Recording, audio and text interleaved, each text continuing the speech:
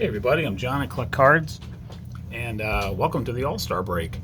It's amazing that we are halfway through the 2022 season already. Well, in fact, a little more than halfway, about 90 games in. But actually, the All-Star game feels a little late this year. July 19th, a little. It's usually around the 12th or so, or 13th, something like that. But here we are. All-Star game 2022 should be an exciting few days in Los Angeles. Home Run Derby tomorrow night. See if Pete Alonso can make it three in a row. But I'm going to take a few minutes here, just really quick video, talk about an 11-time All-Star, and all-time great for the San Francisco Giants. And that is Orlando Cepeda. The Baby Bull, or Cha-Cha were his two nicknames. And in the last few months, I've gotten 3 autographs of his, and I never had any. And I wanted to just show them really quick, in part mostly because he was one of my dad's favorite Giants before he became a Red Sox fan.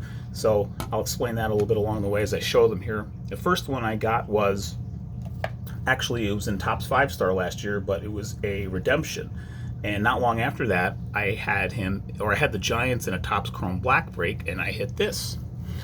Orlando Cepeda base autograph.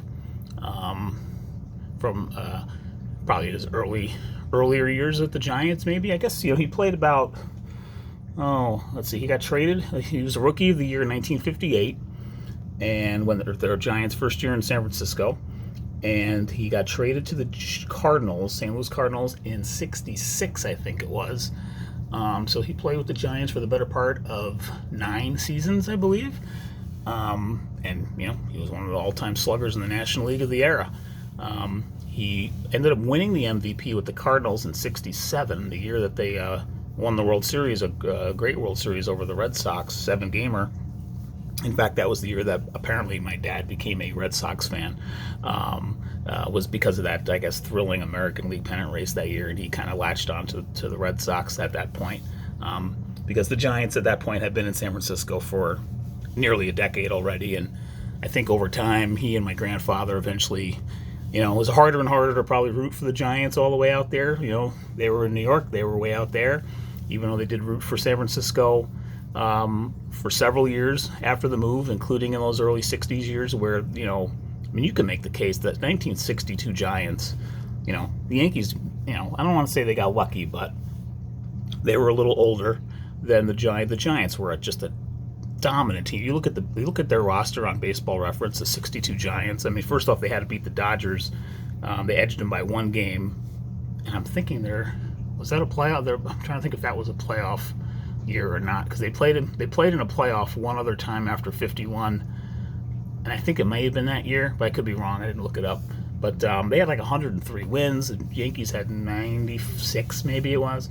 The Giants were a Willie McCovey line drive to Bobby Richardson out away from winning the World Series that year. It was, one of the all-time tight, great, close World Series matchups.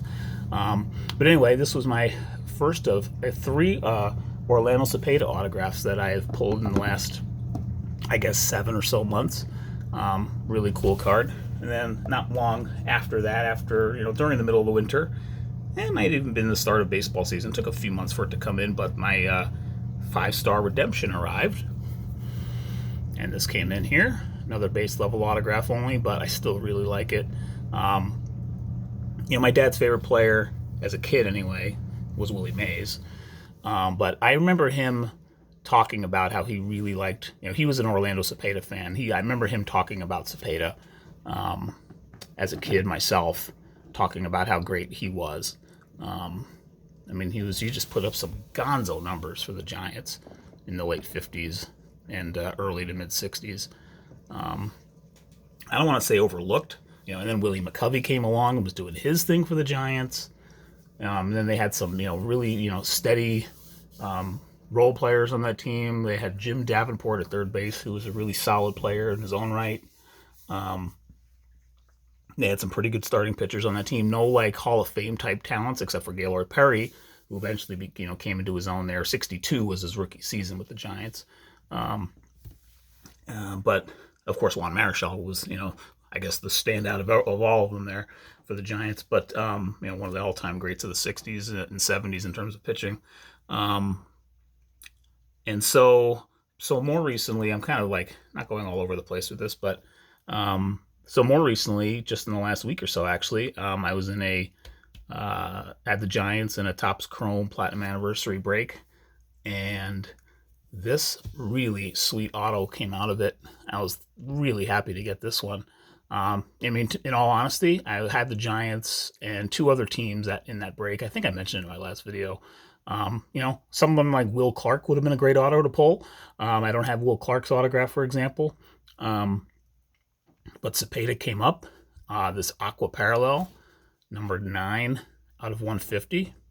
And it's just a really, really cool autograph. I love this picture. I mean, it's really young in his career. I mean, gosh, this picture's, it's given the 1952 Topps Adobe Photoshop, like, I don't want to say if it's an airbrush effect or whatever they do to make it almost like, it's almost like not a painting, but I don't know what some kind of process or whatever. A lot of those, cards in 52 were, kind of illustrations, I guess, or, renderings of photos or something. But and a lot of the autographs in this set are treated that way.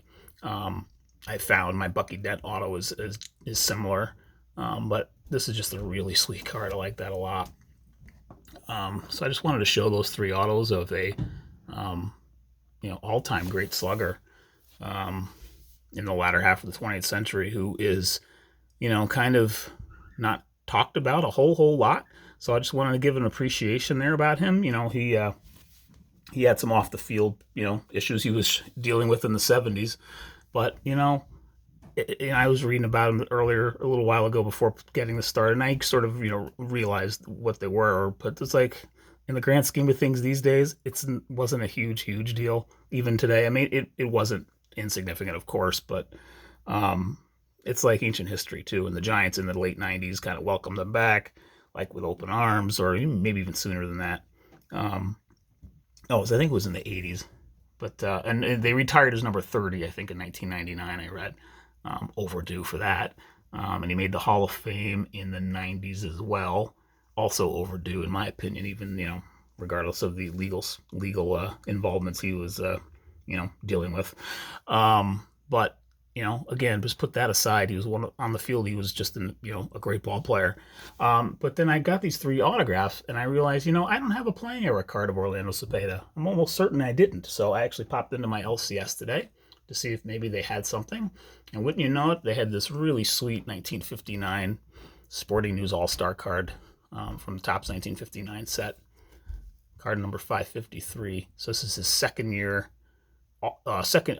card, and he was an all-star already. He made both. That was the era where they had 2 all-star games in the season, and he made them both that year. His first 2 of 11. Great back of the card there, referencing his 1958 Rookie of the Year campaign. Really cool card back, and the front's cool too. Actually, I like the back of this card. Actually, I think more than the front. It's a nice and pretty cool all-star design, but there are other Topps all-star designs from the era that I like more. But I saw this in my LCS and got it for $20. And looking at the PSA price guides and stuff, it's totally fine. He knocked off $5 for me. Got it for 20. He had it for 25. It's actually in pretty good condition. Corner's nice. Overall, looking really good. So I was happy to pick this up today, just to say I have a Cepeda playing era card. Just wanted to show a few autographs of his, including this most recent one that I got last week. It's a really sweet one. I like that one a lot. So hope you're having a great weekend. Hope you've enjoyed the first half of the season. Looking forward to a really good second half of the year. We've got a lot of good races going. Teams like the Mariners that are really heating up, and they had 113 in a row going into today. Yankees are, actually average lately, but still just, an incredible first half for them. Lots of great stories developing. So again, enjoy the second half of the season, and I'll enjoy it with you. See you on the next video.